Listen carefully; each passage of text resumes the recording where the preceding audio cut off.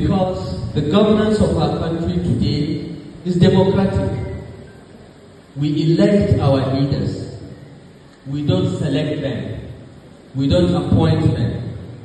So voting is important. Registering to vote is a civic duty. It's not a political imperative. It is a civic duty which, as a citizen, you must take advantage of. Looking at the numbers of the continuous voter registration in Nigeria in the last 2 weeks, the Southeast, including Imo State, of course, are lagging behind the rest of Nigeria.